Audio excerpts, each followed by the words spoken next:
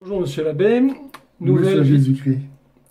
maintenant et à jamais, nouvelle vidéo suite au débat que vous avez eu avec Karim Al-Hanifi au sujet de la la soi-disant mission divine de Mahomet. Le débat a été un peu confus, vous avez donné des arguments très intéressants mais qui ont été mêlés dans le flot des répliques, des coupures de parole.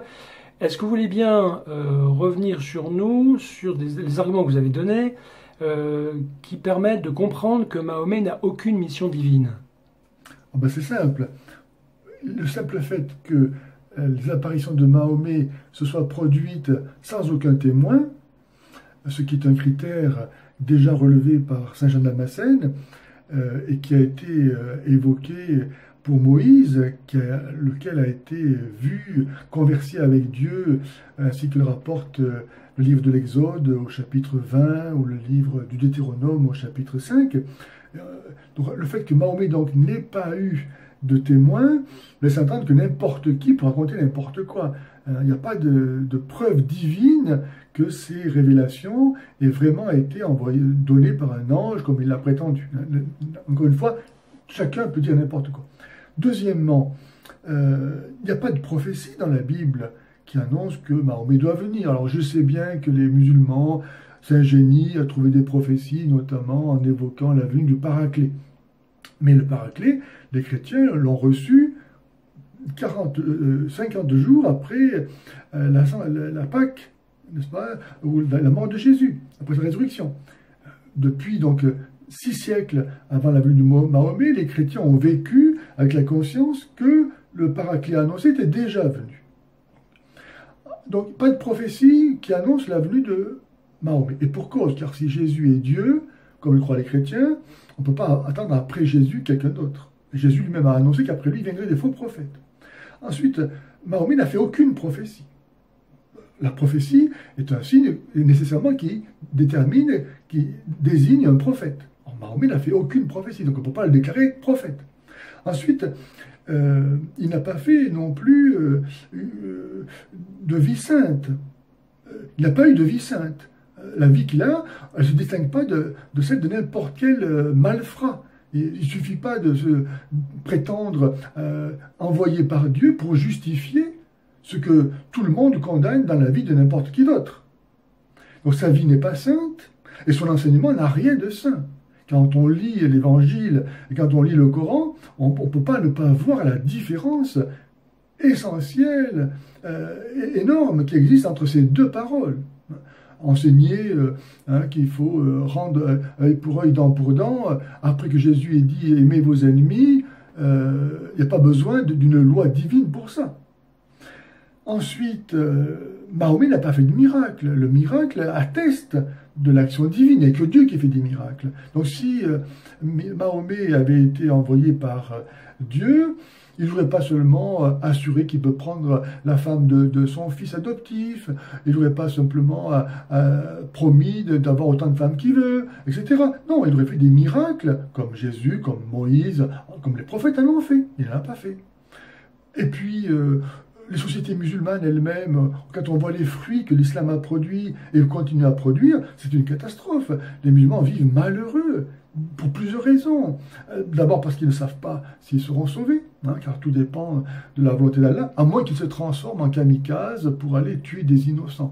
Voilà, donc on voit bien quel est le Dieu qui commande l'islam. Car si Dieu commande de tuer des innocents, alors que va demander le diable, n'est-ce pas?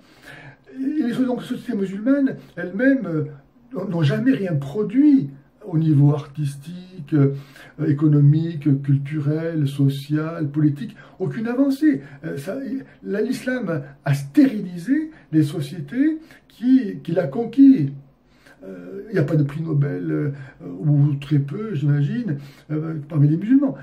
Donc, et si on trouve du bien dans une société musulmane, ça ne vient pas de l'islam, ça vient de ce que ces sociétés ont réussi à sauvegarder de leur génie propre et à le faire fructifier, non pas grâce à l'islam, mais en dépit de l'islam. Donc, comment dire que Mahomet a été envoyé par Dieu après le Messie, alors que Allah lui-même dit, sourate 3, verset 55, que ce sont ceux qui suivent Jésus et non pas ceux qui suivent Mahomet, qui iront au paradis. Oui, alors donc si on résume ces arguments très importants que vous donnez, il y en a 7 ou 8, c'est-à-dire le 8e, c'est celui que vous aviez évoqué au début de la vidéo avec Karim en disant « Le Christ est Dieu, il nous a prévenu qu'il y aurait des faux prophètes niant sa divinité, et toute personne qui se présente en niant l'incarnation de la deuxième personne de la Trinité qu'il soit maudit, dit Saint Paul, qu'il soit maudit. » Voilà, donc ça c'est ce que je mets en 8e, mais qui est très important, qui permet de disqualifier toute personne se prétendant venir de Dieu. Absolument. Qui contredit ça. Absolument. Après, le premier, c'est de dire qu'il n'a pas de témoin. Tout à fait. Argument que donne Saint Jean Damascène dans son chapitre 100, dans ses écrits sur l'islam. Oui. Et ça contraste avec l'Exode chapitre 20 et puis le Deutéronome chapitre 5. Parce que quand Dieu parle, ça s'est passé sur une montagne fumante.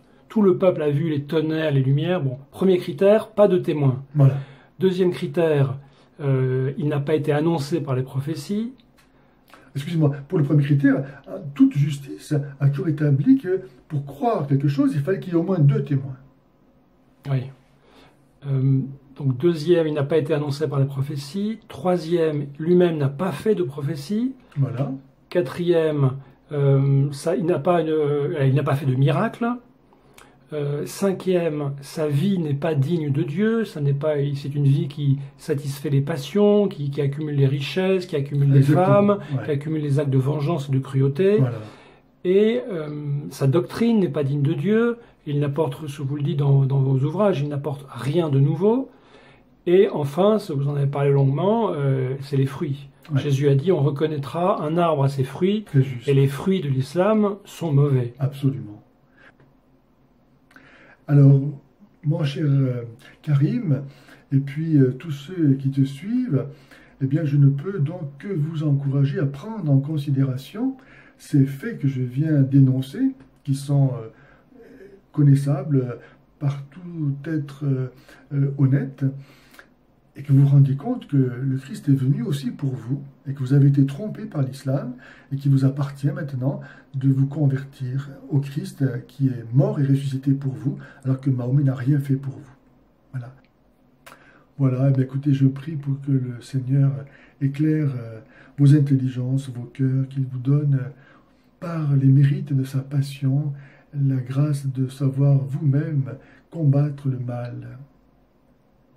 À bientôt peut-être.